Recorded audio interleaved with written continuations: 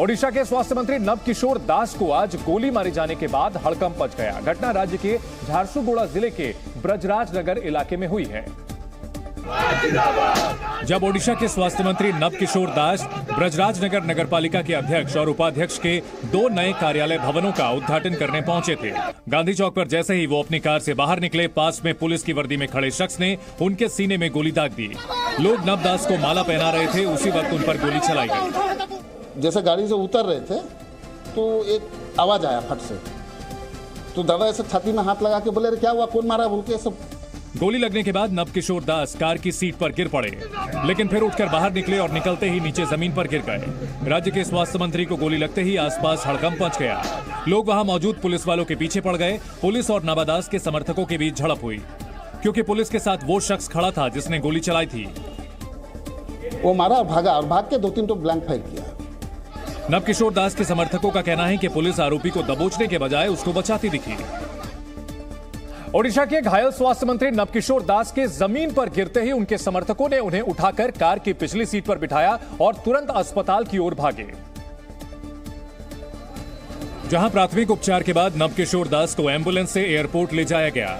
Airport पर पहले से ही एयर एम्बुलेंस का इंतजाम करके रखा गया था, जिससे उन्हें भुवनेश्वर ले जाया गया। फिलहाल नवकिशोर दास का भुवनेश्वर के अपोलो अस्पताल में इलाज चल रहा है, जहां उनसे मिलने ओडिशा के मुख्यमंत्री नवीन पटनायक भी पहुंचे। नवीन पटनायक ने राज्य के स्वास्थ्य मंत्री पर हुए हमले की निंदा की। उन्होंने कहा कि क्राइम ब्रांच को जांच करने का निर्देश दिया गया है। इस घटना के बाद सत्तारूढ़ बीजेडी के कार्यकर्ताओं में रोष है। फिलहाल सीने में गोली लगने से घायल ओडिशा के स्वास्थ्य मंत्री नवकिशोर दास की हालत गंभीर बताई जा रही है। उन पर फायरिंग करने वाले की भी पहचान कर ली गई है। बताया जा रहा है कि स्वास्थ्य मंत्री नवदास पर गोली चलाने वाला कोई और नहीं, एक पुलिसकर्मी ही है। फायरिंग करने वाले पुलिसकर्मी की पहचान एएसआई गोपाल दास के तौर पर हुई है। ये सही गांधी छक दास से तामने गोली चालान करछि हमर स्वास्थ्य मंत्री आघात अछंती। वो ब्रजराज नगर के गांधी चौक पुलिस चौकी पर तैनात था। गोपाल दास ने अपने रिवॉल्वर से ही नवदास को गोली मारी थी। जो ऑफिसर थे, ड्यूटी में थे, सिक्योरिटी ड्यूटी में थे, उन्होंने ही मारे हैं। गोपाल दास ने 5 राउंड फायरिंग की थी। फिलहाल ये पता नहीं चल पाया है कि गोपाल दास ने नवकिशोर दास को गोली क्यों मारी। तथ्य नहीं, हम इंक्वायरी करू। से एका करिछि, से कोन काई कला तार रीजन ता पर्यंत जना पड़नी हमरो इंट्रो। लेकिन इस हमले ने स्वास्थ्य मंत्री की सुरक्षा पर गंभीर सवाल खड़े कर दिए हैं। बिहार के नालंदा में सरस्वती प्रतिमा विसर्जन के दौरान डीजे की धुन पर डांसर नाचती दिखी, लेकिन इसी डांस की वजह से कुछ युवकों का आपस में विवाद हो गया, जिसके बाद नालंदा के मकनपुर गांव में गोली चल गई। गोली 2 युवकों को लगी, जिनका अस्पताल में इलाज चल रहा है। चश्मदीदों के मुताबिक सरस्वती प्रतिमा विसर्जन के दौरान डीजे की धुन पर डांस चल रहा था। इसी दौरान युवकों का आपस में विवाद हो गया और अचानक फायरिंग होने लगी। डीजे सरस्वती जी को घुराने गाँव में घुरा रहा था, समझे ना, घुरते के समय में है जो गोली मार। हादसे के बाद गांव में पुलिस बल की तैनाती की गई है और पुलिस गोली चलाने वाले की पहचान में जुट गई है। फेडरेशन ऑफ अमेरिकन साइंटिस्ट्स की एक रिपोर्ट में दावा किया गया है कि पाकिस्तान को ध्यान में रखकर अपनी परमाणु नीति बनाने वाले भारत का फोकस अब बदल गया है। इस रिपोर्ट में दावा किया गया है कि भारत की परमाणु रणनीति का फोकस अब चीन पर बढ़ता ही जा रहा है और इसे ध्यान में रखकर भारत में कम से कम 4 नए वेपन सिस्टम बनाए जा रहे हैं, जो मौजूदा हथियारों को रिप्लेस करेंगे या फिर उन्हें बेहतर बनाएंगे, जिनमें परमाणु क्षमता वाले विमान, लैंड बेस्ड डिलीवरी सिस्टम और पनडुब्बी से छोड़ी जाने वाली मिसाइलें भी शामिल हैं। अमेरिकी रिपोर्ट में यह भी दावा किया गया है कि फिलहाल देश के पास परमाणु क्षमता से लैस 8 सिस्टम हैं। इनमें 2 aircraft, 4 land based ballistic missile और 2 सी बेस्ड बैलिस्टिक मिसाइल हैं। एफएएस की रिपोर्ट में कहा गया है कि भारत की बैलिस्टिक मिसाइलों की रेंज में चीन है और फिलहाल भारत के पास 160 परमाणु हथियारों का स्टॉक है। नए मिसाइल सिस्टम को ऑपरेट करने के लिए और परमाणु हथियार भी बनाने पड़ेंगे। इसके लिए देश ने 700 किलोग्राम वेपन ग्रेड प्लूटोनियम का प्रोडक्शन किया है, जिससे 138 से लेकर 213 तक परमाणु हथियार बनाए जा सकते हैं। स्वामी प्रसाद मौर्य के रामचरितमानस पर दिए गए बयान पर मुस्लिम संगठन भी नाराज दिखे। ऑल इंडिया मुस्लिम जमात ने अखिलेश यादव को चेतावनी दी है। मुस्लिम जमात ने कहा कि अगर किसी धर्म ग्रंथ की तौहीन करके अखिलेश मुसलमानों का हितैषी बनना चाहते हैं तो हम उनका साथ नहीं देंगे। देश भर में हो रहे विरोध के बावजूद स्वामी प्रसाद मौर्य अपने बयान पर कायम हैं। स्वामी प्रसाद मौर्य ने कहा कि मैं महिलाओं, पिछड़ों के खिलाफ हुई साजिश का विरोध करता रहूंगा। प्रधानमंत्री नरेंद्र मोदी के रेडियो कार्यक्रम मन की बात के 97वें एपिसोड का प्रसारण हुआ। आम लोगों के साथ साथ उत्तराखंड के सीएम पुष्कर सिंह धामी, त्रिपुरा के सीएम माणिक साहा और यूपी के डिप्टी सीएम ब्रजेश पाठक मन की बात कार्यक्रम सुनते नजर आए। आगरा लखनऊ एक्सप्रेसवे पर एक ट्रक में भीषण आग लग गई। आग लगने से हाईवे पर लंबा जाम लग गया। प्रयागराज में वसंत पंचमी से साधु संत पंच अग्नि तपस्या कर रहे हैं। संतों की इस तपस्या को देखने के लिए लोगों की भारी भीड़ जुट रही है। गुजरात में एक बार फिर भर्ती परीक्षा का पेपर लीक होने से बवाल हो गया है। दरअसल आज सुबह 11 बजे से Gujarat panchayat service selection board ने जूनियर क्लर्क परीक्षा का आयोजन किया था, लेकिन परीक्षा शुरू होने से ठीक पहले पेपर लीक हो गया। इस कारण परीक्षा अगले आदेश तक के लिए स्थगित कर दी गई, जिसके बाद गुजरात में बवाल शुरू हो गया। महिसागर और जामनगर समेत कई शहरों में अभ्यर्थियों ने सड़क पर उतरकर प्रदर्शन करना शुरू कर दिया। इस दौरान महिसागर में प्रदर्शनकारियों ने काफी देर तक नारेबाजी की।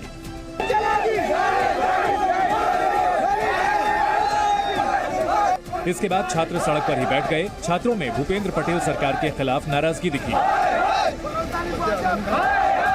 छात्रों के प्रदर्शन के कारण सड़क पर लंबा जाम लग गया और लोगों को आवाजाही में दिक्कत हुई। परीक्षा रद्द होने के बाद बस अड्डों पर अभ्यर्थियों की भीड़ दिखाई दी। इस दौरान मायूस छात्रों में सरकार और प्रशासन के खिलाफ काफी गुस्सा दिखाई दिया, क्योंकि वो लंबे वक्त से परीक्षा की तैयारी कर रहे थे और काफी दूर से आए थे। जामनगर में तो बड़ी संख्या में छात्र बसों से घर वापस जाते दिखे।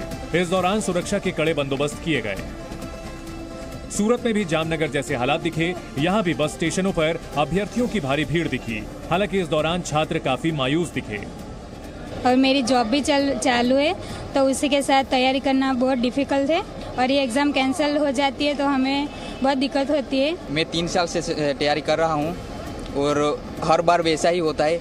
छात्रों का आरोप था कि शासन प्रशासन की लापरवाही का अंजाम उन्हें भुगतना पड़ रहा है। ऐसा नहीं होना चाहिए था, क्योंकि हर बार ऐसा होएगा तो फिर हमारी एज लिमिट के उसके अभाव से भी एग्जाम में हम आगे बढ़ भी नहीं पाएंगे। हर बार ऐसा होता है। 2014 से चल रहा है ये, 8 से 9 बार परीक्षा कैंसिल हुई है। पेपर लीक के बाद गुजरात पुलिस भी एक्शन में आई और एटीएस ने 15 आरोपियों को गिरफ्तार कर लिया। इनमें से सिर्फ 5 ही गुजरात के हैं, बाकी 10 अन्य राज्यों के हैं। लेकिन छात्रों का गुस्सा फिर भी कम नहीं हुआ। राजकोट के बस स्टेशन पर घर जाने के लिए पहुंचे छात्रों ने सरकार के खिलाफ जबरदस्त नारेबाजी की।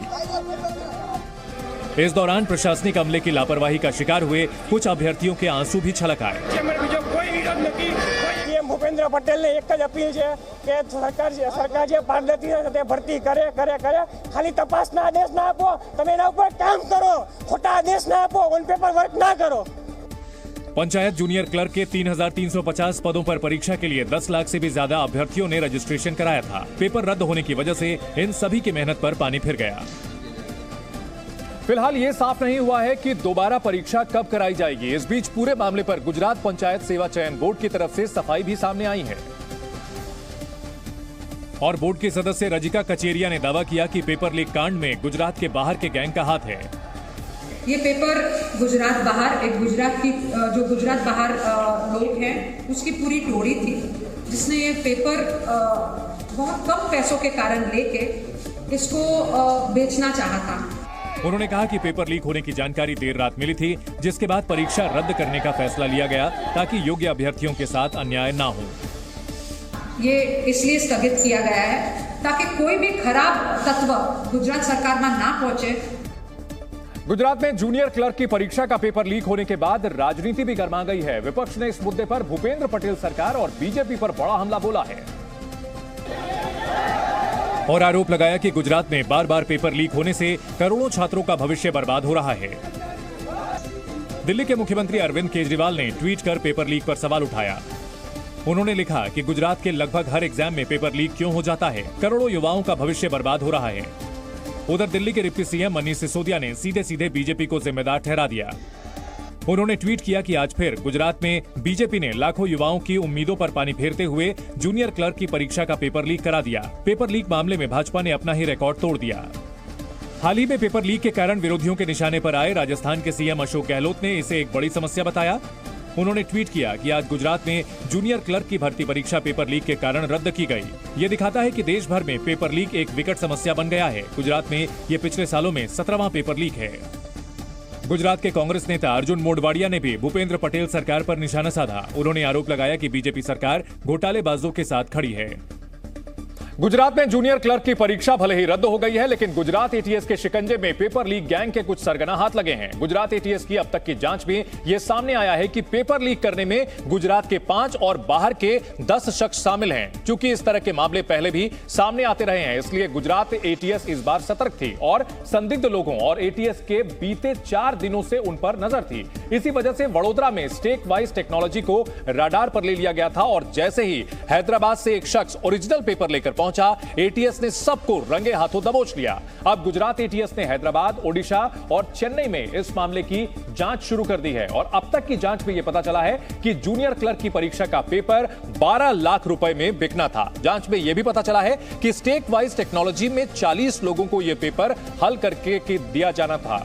एटीएस का मानना है कि जूनियर क्लर्क की परीक्षा का पेपर हैदराबाद से लीक हुआ है। गुजरात एटीएस पिछले 3-4 दिन से जितने भी शकमंद लोग हैं उनके ऊपर ह्यूमन इंटेलिजेंस, टेक्निकल इंटेलिजेंस के मार्फत उनके ऊपर कंटिन्यूसली वॉच रखी हुई थी। एंड ये जो गैंग हमने कल पकड़ी है, जिसके 15 आरोपियों को हमने पकड़ा है, ये एक अंतर्राज्यीय गैंग है जो अलग अलग राज्यों में काम करती है। बहुत ही ऑर्गेनाइज्ड गैंग है और इसमें बहुत ही दुर्दांत आरोपी कह सकते हैं, इस तरह के आरोपी हैं जिनको हमने पकड़ा है। ये कुल 15 आरोपी हमने उस जगह से पकड़े हैं पेपर के साथ में। लंदन में अपने पिता नवाज शरीफ के साथ 4 महीने बिताने के बाद मरियम नवाज कल पाकिस्तान लौट आई और लौटते ही उन्होंने पार्टी कार्यकर्ताओं को बड़ी खुशखबरी सुनाई है कि पाकिस्तान मुस्लिम लीग नवाज के चीफ ऑर्गेनाइजर और उनके सबसे बड़े लीडर नवाज शरीफ पाकिस्तान लौटने वाले हैं। मैं खुशखबरी सुना दूं आपको, सुना दूं आपका और मेरा महबूब कायद बहुत जल्दी इंशाअल्लाह आपके दरमियान मौजूद होगा।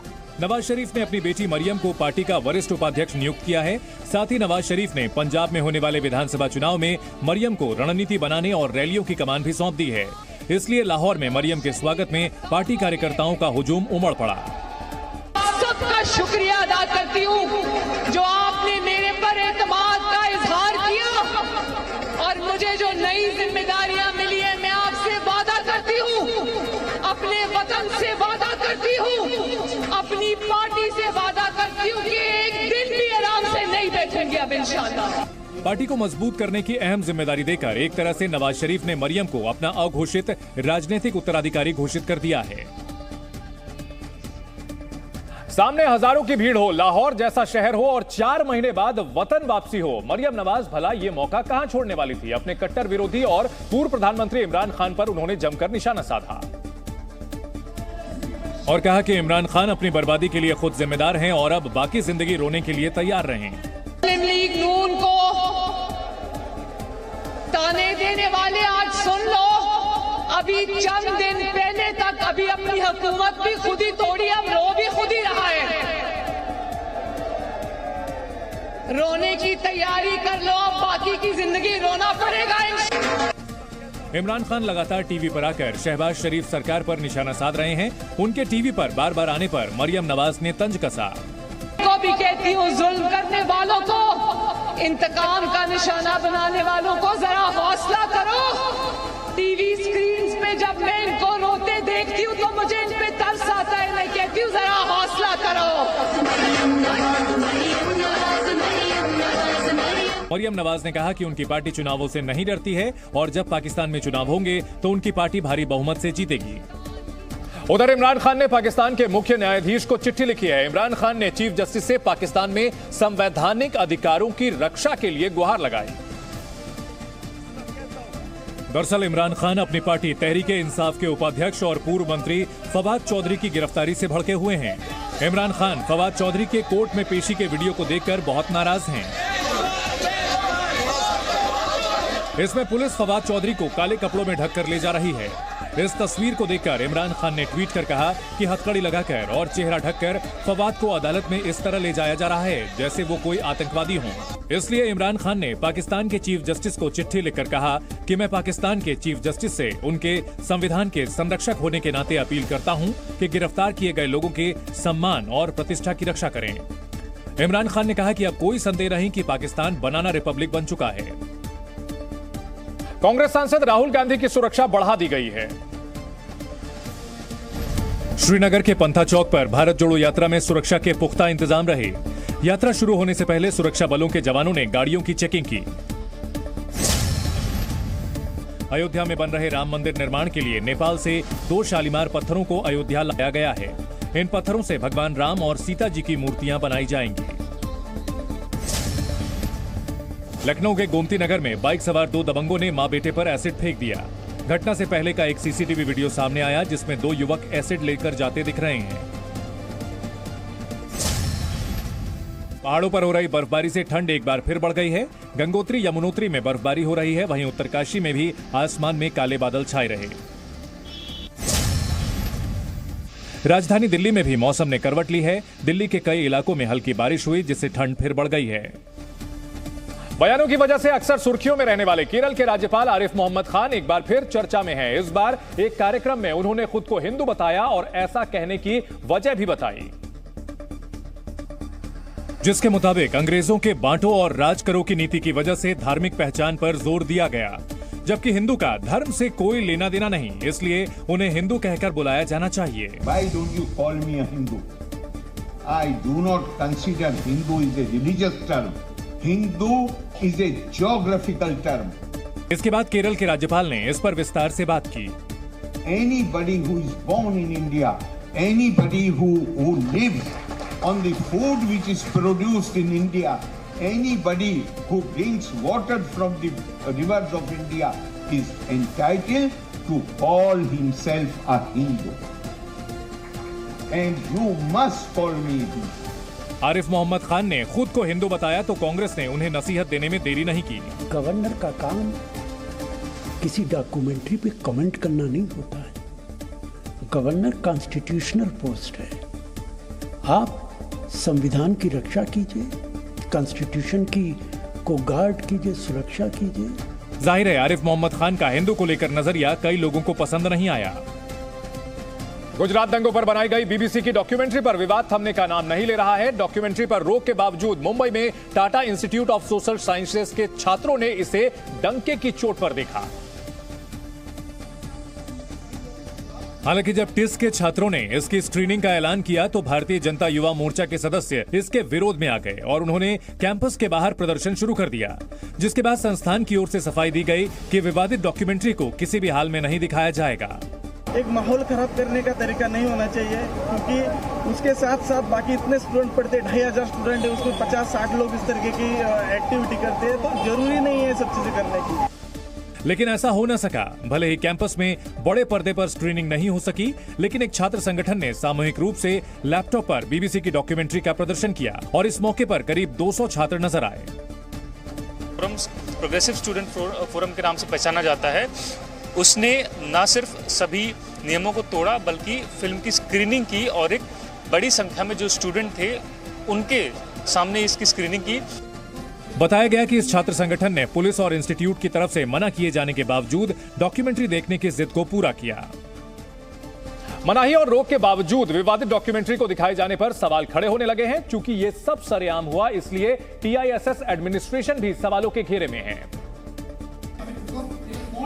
जिसकी वजह छात्रों के इस गुट ने ही दिया, क्योंकि इस गुट ने खुलेआम छात्रों को जमा किया और इसके बाद डॉक्यूमेंट्री दिखाए जाने से पहले नेता के स्टाइल में वहां भाषणबाजी हुई।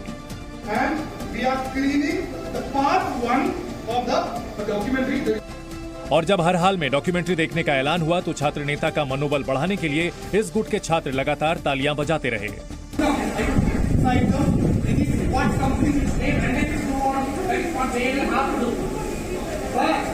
But there is no ban, nobody can restrict us from watching any documentary by... हालांकि यहीं पढ़ने वाले कुछ छात्रों को रोक के बावजूद विवादित डॉक्यूमेंट्री दिखाए जाने का फैसला पसंद नहीं आया। मेरा मानना यह है कि अगर आपको पॉलिटिक्स करना है, पार्टी ज्वाइन करो, जो करना है करो, पर कैंपस को क्यों बदनाम कर रहे हो? कैंपस में इस तरीके की एक्टिविटी क्यों ला रहे हो? जो जाहिर है कैंपस के सभी छात्र ना तो इस तरह की गतिविधियों से जुड़े और ना ही वो इन गतिविधियों से खुश नजर आए। कई छात्रों ने नियमों को तोड़कर डॉक्यूमेंट्री दिखाए जाने पर कार्रवाई की भी मांग की है और इस डॉक्यूमेंट्री से जुड़े मुद्दे पर अपनी नाखुशी जता चुके केरल के राज्यपाल ने एक बार फिर बीबीसी के मंशा पर सवाल खड़े किए। Those who predicted darkness for India, those who said that India will be divided into hundreds of pieces, they feel upset. Documentary को साजिश का हिस्सा बताकर केरल के राज्यपाल ने बीबीसी को ब्रिटेन के अत्याचारों को दिखाने वाली डॉक्यूमेंट्री बनाने की चुनौती दी। मुंबई में लव जिहाद के खिलाफ हिंदू संगठनों ने एक विराट मोर्चा निकाला। श्रद्धा हत्याकांड के बाद लव जिहाद के खिलाफ कड़े कानून की मांग जोर शोर से उठाई जा रही है और इसी मांग को लेकर दादर के शिवाजी पार्क मैदान में हिंदू संगठनों के कार्यकर्ता जमा हुए। यहां से हिंदू जन आक्रोश मोर्चा परेल के कामगार स्टेडियम के लिए रवाना हुआ।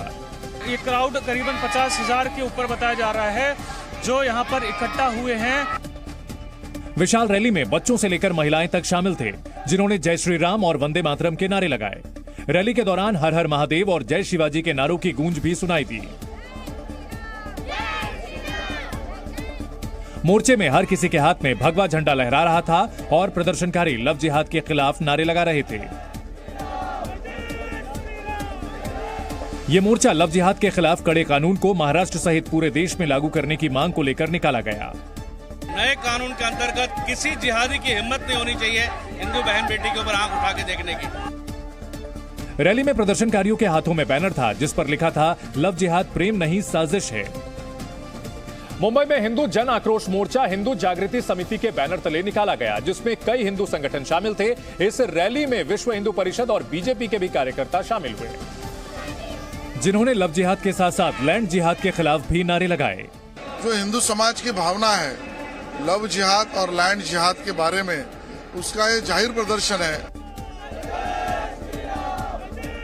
प्रदर्शनकारियों के हाथों में जो बैनर थे उस पर भूमि रक्षा, राष्ट्र रक्षा और शिवाजी की भूमि पर अतिक्रमण बर्दाश्त नहीं जैसे वाक्य लिखे थे। वीएचपी ने लैंड जिहाद के खिलाफ भी कड़े कानून की मांग की है। अवैध मस्जिदों का निर्माण, अवैध मदरसों का निर्माण, ये सब कहीं न कहीं आतंकियों को प्रेरित करता है। महाराष्ट्र के 20 से अधिक जिलों में लैंड जिहाद के खिलाफ ऐसी करीब 30 रैलियां पहले निकाली जा चुकी हैं। मध्य प्रदेश के इंदौर में सर तन से जुदा के नारे लगाने के मामले में पुलिस ने कार्रवाई करते हुए 3 लोगों को गिरफ्तार किया। बजरंग दल के खिलाफ प्रदर्शन के दौरान ये नारे लगाए गए थे, जिसके बाद सोशल मीडिया पर मुस्लिम युवकों के सर तन से जुदा के नारे वायरल हो गए थे। वायरल वीडियो पर कार्रवाई करते हुए इंदौर की सदर बाजार पुलिस ने 3 लोगों को गिरफ्तार किया है। मुस्लिम समाज ने पठान फिल्म के खिलाफ प्रदर्शन के दौरान बजरंग दल के कार्यकर्ताओं पर पैगंबर मोहम्मद के खिलाफ टिप्पणी करने का आरोप लगाया था। इस मामले में पुलिस ने हिंदू संगठन के 7 लोगों को भी गिरफ्तार किया है। पुलिस ने कहा है कि वो सोशल मीडिया पर भड़काऊ वीडियो शेयर करने वालों पर नजर बनाए हुए है।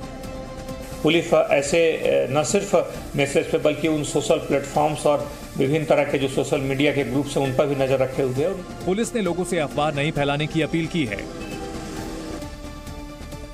कोरोना पॉजिटिव होने वाले मरीजों को इन्फेक्शन लंबे समय तक परेशान कर सकता है। यूरोपियन सोसाइटी ऑफ कार्डियोलॉजी की पत्रिका कार्डियोवास्कुलर में छपी रिसर्च के मुताबिक कोरोना के 1,60,000 मरीजों पर पहली लहर के दौरान स्टडी की गई, जिसमें पाया गया कि ठीक हो चुके मरीजों पर इसका असर 18 महीने यानी 1.5 साल तक रहता है और दूसरों की तुलना में उनमें हार्ट से जुड़ी बीमारियां होने का खतरा ज्यादा रहता है। इसलिए एक्सपर्ट्स ने ऐसे मरीजों की निगरानी करीब 1 साल तक करने की सलाह दी। बताया गया कि सामान्य लोगों की तुलना में कोरोना के मरीजों में इन्फेक्शन के शुरुआती 3 हफ्तों में हार्ट की बीमारी होने का खतरा 81 गुना ज्यादा होता है, जबकि 18 महीने बाद यह दूसरों से 5 गुना ज्यादा होता है। गाजियाबाद के कौशांबी थाना क्षेत्र से चोरी की अनोखी वारदात सामने आई।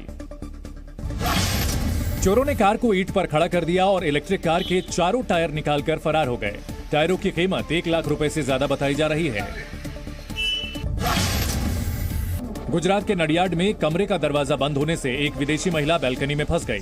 स्थानीय लोगों की सूचना पर फायर ब्रिगेड की टीम मौके पर पहुंची और महिला को बाहर निकाला। लखनऊ में बीच सड़क पर एक मनचले ने छात्रा से छेड़छाड़ की। जब छात्रा ने छेड़खानी का विरोध किया तो लड़के ने मारपीट शुरू कर दी। इंदौर जिला कोर्ट में एक फर्जी महिला वकील पीएफआई के लिए जासूसी करती पकड़ी गई। आरोपी महिला हिंदू संगठनों को लेकर चल रही सुनवाई का वीडियो बना रही थी। पंजाब के कई इलाकों में रेल रोको आंदोलन का असर देखने को मिला। अमृतसर में किसान मजदूर संघर्ष कमेटी के सैकड़ों लोग रेल की पटरी पर बैठ गए और सरकार विरोधी नारेबाजी की। भारत जोड़ो यात्रा पर निकले कांग्रेस नेता राहुल गांधी ने आज श्रीनगर के लाल चौक पर तिरंगा फहराया। इस दौरान सुरक्षा के कड़े बंदोबस्त किए गए। खुद राहुल गांधी भी सुरक्षा कर्मियों की गाड़ी में पहुंचे। तिरंगा फहराने से पहले राहुल ने कार्यकर्ताओं के साथ मिलकर राष्ट्रगीत गाया। राहुल ने जब तिरंगा फहराया तो उनके पीछे बहन प्रियंका गांधी खड़ी थी। देखिए झंडा फहराया राहुल गांधी ने, लाल चौक पे झंडा फहरा दिया और तिरंगा फहराते ही कांग्रेस कार्यकर्ताओं ने विजयी विश्व तिरंगा प्यारा गाकर देशभक्ति का जज्बा दिखाया। इसके बाद राष्ट्रगान भी हुआ। खास बात यह है कि तिरंगा फहराने वाली जगह पर कांग्रेस कार्यकर्ताओं ने राहुल का कटआउट भी लगाया था, जो तिरंगे से कई गुना बड़ा था। राहुल की सुरक्षा के मद्देनजर पूरे इलाके को बैरिकेड्स लगाकर सील कर दिया गया था। आसपास की सभी दुकानें बंद करवा दी गई थी और चप्पे चप्पे पर सुरक्षा कर्मियों की तैनाती की गई थी। फिर भी बड़ी संख्या में कांग्रेस कार्यकर्ता लाल चौक पहुंचे। राहुल के तिरंगा फहराने के बाद कार्यकर्ताओं में जोश दिखाई दिया। आज राहुल गांधी जी ने ऐलान किया है लाल चौक से भारत का तिरंगा फहराकर कि ना नफरत चलेगी, ना बंटवारा, ना विभाजन, प्रेम, मोहब्बत और भाईचारा चलेगा। राहुल ने लाल चौक पर तिरंगा फहराकर एक बड़ा सियासी संदेश देने की कोशिश की। हालांकि श्रीनगर में मौजूद कांग्रेस नेताओं ने कहा कि राहुल का मकसद राजनीतिक संदेश देना नहीं, देश को जोड़ना है। ये राजनीतिक संदेश की बात नहीं है, बात देश को जोड़ने की है। और यही संदेश लेकर, यही संकल्प लेकर राहुल गांधी जी कन्याकुमारी से चले थे और ये संकल्प पूरे देश ने अपनाया है। लाल चौक पर तिरंगा फहराने के साथ ही राहुल की भारत जोड़ो यात्रा अंतिम पड़ाव पर पहुंच गई। 4000 किलोमीटर से ज्यादा यात्रा कर राहुल गांधी ने अपनी पार्टी को भी खड़ा करने की कोशिश की और साथ साथ विपक्षी दलों को भी एक साथ लाने की कोशिश की। जम्मू कश्मीर में अलगाववादी संगठन हुर्रियत कॉन्फ्रेंस पर बड़ी कार्रवाई हुई है। श्रीनगर में ऑल पार्टी हुर्रियत कॉन्फ्रेंस के दफ्तर को एनआईए ने आज कुर्क कर दिया, क्योंकि दफ्तर को सील करने का आदेश दिल्ली में एनआईए कोर्ट ने जारी किया था। रविवार सुबह ही दिल्ली से एनआईए की टीम श्रीनगर में मौजूद हुर्रियत के दफ्तर पहुंची। साथ में भारी सुरक्षा बल भी था। एनआईए अपने साथ एक पोस्टर भी लेकर आई थी, जिस पर दफ्तर को अटैच यानी कुर्क करने का नोटिस था, जिसे दफ्तर की बाहरी दीवार पर लगा दिया गया।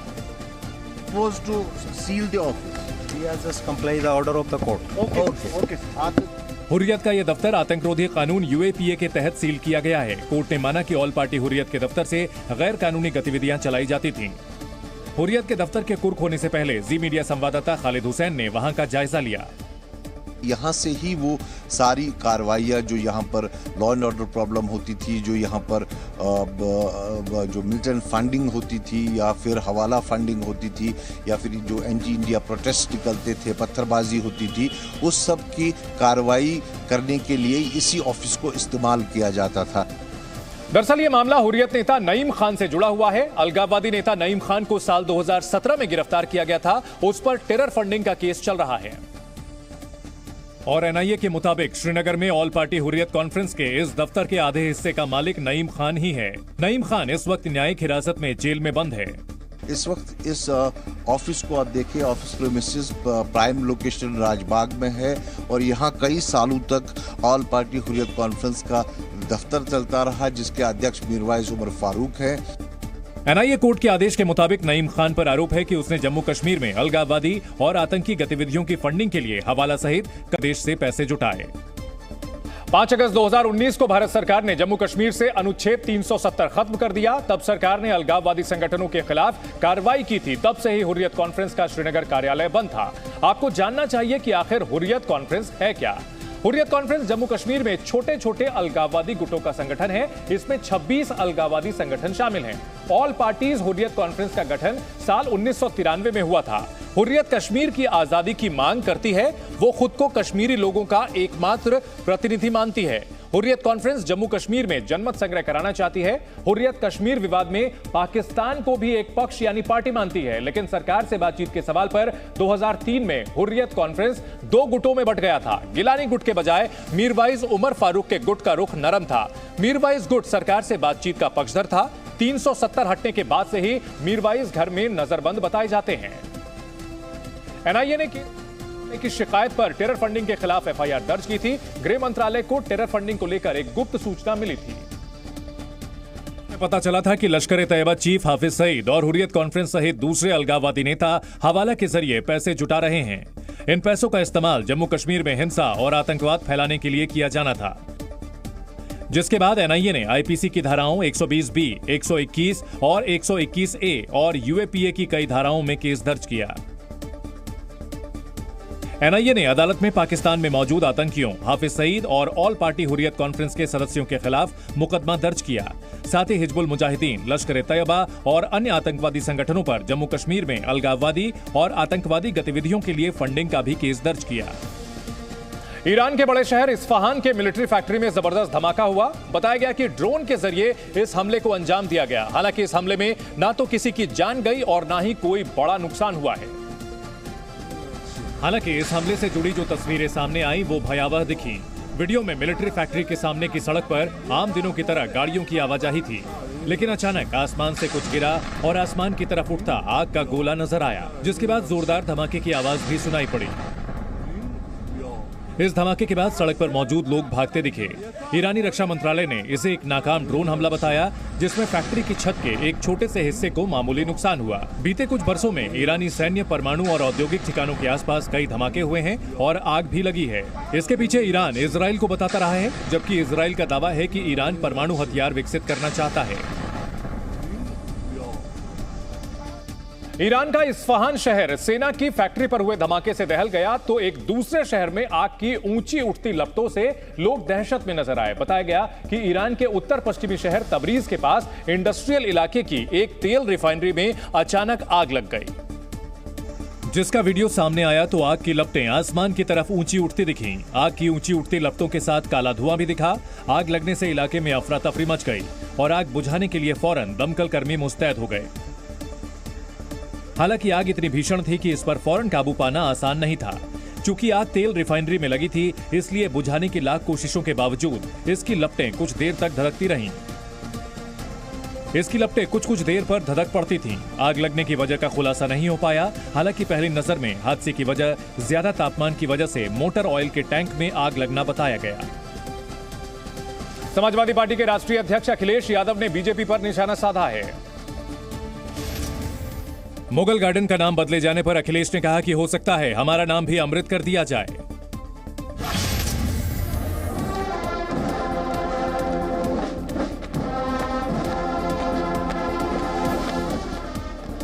हल्की बारिश के बीच दिल्ली के विजय चौक पर बीटिंग रिट्रीट सेरेमनी हुई। समारोह की शुरुआत अग्निवीर धुन से की गई।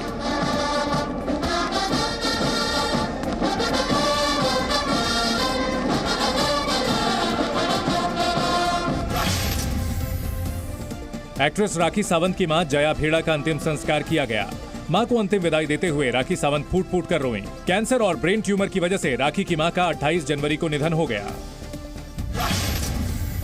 शाहरुख खान की फिल्म पठान ने जम्मू कश्मीर में 32 सालों का रिकॉर्ड तोड़ दिया है। ये घाटी में 33 सालों में हाउसफुल शो करने वाली पहली फिल्म है। बिजनौर में पिटबुल डॉग ने बच्ची पर हमला कर दिया। बच्ची के परिवार वालों ने डॉग के मालिक के खिलाफ थाने में तहरीर दी है। प्रधानमंत्री मोदी ने देश में नफरत फैलाने वालों पर बड़ा हमला किया है। दिल्ली में एनसीसी कैडेट्स को संबोधित करते हुए पीएम मोदी ने कहा कि मां भारती की संतानों के बीच दूध में दरार डालने की कोशिश की जा रही है, लेकिन वो जितनी कोशिशें कर लें, देश में दरार डालने में कामयाब नहीं हो पाएंगे। देश को तोड़ने के कई बहाने ढूंढे जाते हैं।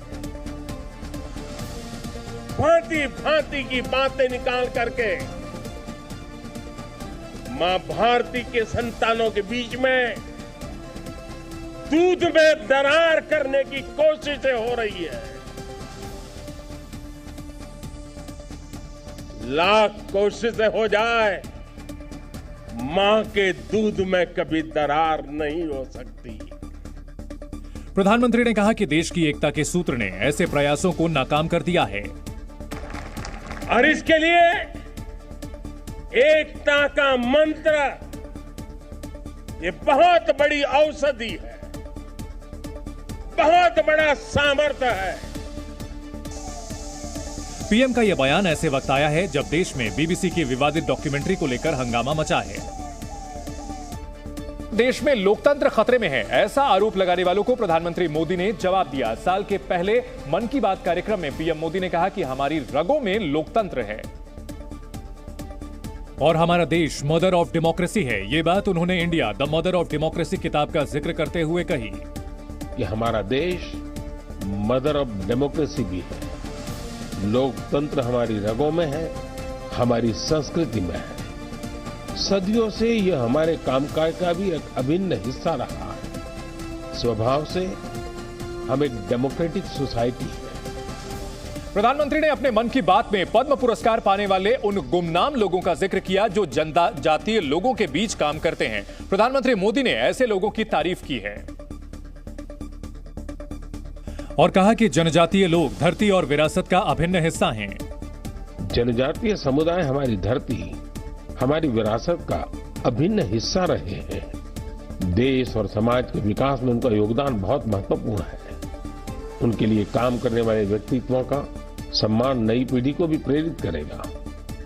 पीएम मोदी ने यह भी कहा कि इस साल नक्सल प्रभावित इलाकों में काम करने वालों को भी पद्म पुरस्कार दिया गया है। अपने प्रयासों से नक्सल प्रभावित क्षेत्रों में गुमराह युवकों को सही राह दिखाने वालों को पद्म पुरस्कारों से सम्मानित किया गया है। प्रधानमंत्री मोदी ने मन की बात में मिलेट्स यानी मोटे अनाज पर जोर दिया। प्रधानमंत्री ने कहा कि मिलेट्स को लोग बड़े पैमाने पर अपना रहे हैं और खान पान का हिस्सा बना रहे हैं। और इसके बाद प्रधानमंत्री मोदी ने संयुक्त राष्ट्र संघ द्वारा घोषित किए गए इंटरनेशनल ईयर ऑफ मिलेट्स का जिक्र किया जो भारत के प्रस्ताव पर मनाया जा रहा है। संयुक्त राष्ट्र ने इंटरनेशनल योगा डे और इंटरनेशनल ईयर ऑफ मिलेट्स दोनों का ही निर्णय भारत के प्रस्ताव के बाद लिया है। दूसरी बात ये कि योग भी स्वास्थ्य से जुड़ा है और मिलेट्स भी सेहत में महत्वपूर्ण भूमिका निभाता है। पीएम मोदी ने कहा कि मिलेट्स को बाजार तक लाने से छोटे किसान खुश हैं। मोदी ने आंध्र प्रदेश के एक शख्स का जिक्र किया जिसने मिलेट्स के उत्पादन के लिए अपनी अच्छी नौकरी छोड़ दी। आंध्र प्रदेश के नांदियाल जिले के रहने वाले केवी रामा सुब्बा रेड्डी जी ने मिलेट्स के लिए अच्छी खासी सैलरी वाली नौकरी छोड़ दी। मां के हाथों से बने मिलेट्स के पकवानों का स्वाद कुछ ऐसा रचा बसा था कि इन्होंने अपने गांव में बाजरे की प्रोसेसिंग यूनिट ही शुरू कर दी। पिछले महीने प्रधानमंत्री मोदी साल 2023 को इंटरनेशनल ईयर ऑफ मिलेट्स की पहचान दिलाने के लिए संसद में एक लंच में शामिल हुए थे जहां मिलेट्स के पकवान परोसे गए थे। मिलेट जिन्हें हिंदी में मोटा अनाज कहा जाता है उसमें बाजरा, ज्वार, कांगनी, रागी जैसे खाद्यान्न आते हैं। मिलेट पौष्टिक आहार होते हैं जो फाइबर, मिनरल और दूसरे पोषक तत्वों से भरपूर होते हैं। सुपर फूड कहे जाने वाले मिलेट्स में गेहूं और चावल की तुलना में ज्यादा एंजाइम, विटामिन और मिनरल्स होते हैं। इनमें सॉल्युबल और इनसॉल्युबल फाइबर्स की मात्रा भी ज्यादा होती है। मिलेट्स में पोटेशियम काफी मात्रा में होता है जो हार्ट और किडनी दोनों के लिए अच्छा होता है। अमीनो एसिड और प्रोटीन होने की वजह से यह ब्लड शुगर लेवल और ब्लड प्रेशर दोनों को कंट्रोल में रखता है। एक्सपर्ट्स वजन कम करने के लिए भी मिलेट्स को खाने में शामिल करने की सलाह देते हैं। कुछ रिसर्च में यह भी सामने आया है कि मिलेट्स हमारे शरीर में कैंसर सेल्स की ग्रोथ को रोकते हैं। मिलेट्स में फ्लेवोनाइड्स, एंथोसायरासिनिड्स, टेनिन्स, बीटा ग्लूकेन्स होते हैं जो कि बैड कोलेस्ट्रॉल घटाकर हार्ट को हेल्दी रखते हैं। रामचरितमानस पर दिए बयान के बाद विवादों में आए स्वामी प्रसाद मौर्य का समाजवादी पार्टी में कद बढ़ गया है। अखिलेश यादव ने स्वामी प्रसाद मौर्य को लोकसभा चुनाव से पहले बड़ी जिम्मेदारी दी है और उन्हें पार्टी का राष्ट्रीय महासचिव बना दिया है। दरअसल चर्चा थी कि स्वामी प्रसाद मौर्य के कारण अखिलेश यादव धर्म की राजनीति में नहीं फंसेंगे, फिर भी उन्हें राष्ट्रीय महासचिव बनाया गया है। आज घोषित राष्ट्रीय कार्यकारिणी में शिवपाल सिंह यादव भी राष्ट्रीय महासचिव बनाए गए हैं। पार्टी के तीसरे चर्चित नेता आजम खान को भी महासचिव बनाकर सम्मान देने की कोशिश की गई है। अखिलेश यादव जी ने पूरी टीम जो बनाई है उसमें सभी धर्मों को और कमजोर वर्गों में पिछड़ा, विशेषकर अति पिछड़ा, अनुसूचित वर्गों की जो भागीदारी का फैसला किया है ये बहुत ऐतिहासिक है। माना जा रहा है कि स्वामी प्रसाद के जरिए अखिलेश यादव पिछड़े वर्ग के वोट बैंक को साधने की कोशिश कर रहे हैं। कल उन्होंने स्वामी प्रसाद मौर्य से मुलाकात भी की थी। इस मुलाकात के बाद स्वामी प्रसाद ने जातिगत जनगणना की मांग उछाली थी। पार्टी प्रवक्ता ने भी उनका नाम लेकर पिछड़ों की लड़ाई लड़ने की बात कहकर भविष्य के संकेत दे दिए हैं। हम ये उम्मीद करते हैं कि इन हमारी नेतृत्व से संविधान को बचाने में, सामाजिक न्याय को बचाने में ये जो लड़ाई है ये और दिन प्रतिदिन मजबूत होनी है। अखिलेश की टीम में प्रोफेसर रामगोपाल यादव पहले की तरह प्रमुख राष्ट्रीय महासचिव बनाए गए हैं। राष्ट्रपति भवन के मुगल गार्डन का नाम बदलकर अमृत उद्यान रखे जाने के बाद आज राष्ट्रपति द्रौपदी मुर्मू ने इसका उद्घाटन किया। इसके साथ ही 31 जनवरी से यह उद्यान आम जनता के लिए खोल दिया जाएगा।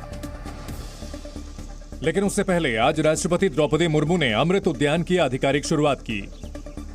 इस दौरान वो काफी देर तक अमृत उद्यान में घूमती रहीं। उन्होंने अधिकारियों से उद्यान घूमने आने वाले लोगों के लिए की गई व्यवस्था की भी जानकारी ली। बीजेपी के कई नेताओं ने मुगल गार्डन का नाम बदलकर अमृत उद्यान करने के फैसले को ऐतिहासिक बताते हुए इसका स्वागत किया है। पश्चिम बंगाल बीजेपी के नेता शुभेंदु अधिकारी ने कहा कि देश भर में मुगलों के नाम पर रखे गए स्थानों की पहचान कर उनका नाम बदला जाना चाहिए। पूरा मुगल का नाम निशान पूरा उखाड़ के फेंकना चाहिए। जहाँ भी है ये लोग का नाम निशान उठा देना चाहिए। इतना हिंदू को कातिल किया देश में, इतना मंदिर को नष्ट किया। शुभेंदु अधिकारी ने कहा कि अगर बीजेपी बंगाल में सत्ता में आती है तो 1 सप्ताह के भीतर सभी ब्रिटिश और मुगल नामों को हटा दिया जाएगा। बीजेपी ने कहा कि मुगल मानसिकता वाले लोग मुगल गार्डन का नाम बदले जाने का विरोध कर अपना असली डीएनए और चरित्र दिखा रहे हैं। कि मुगलई मानसिकता वाले लोग आज इस बात का भी विरोध कर रहे हैं और अपना असली डीएनए और कैरेक्टर दिखा रहे हैं। अमृत उद्यान 8 मार्च तक आम जनता के लिए खुला रहेगा।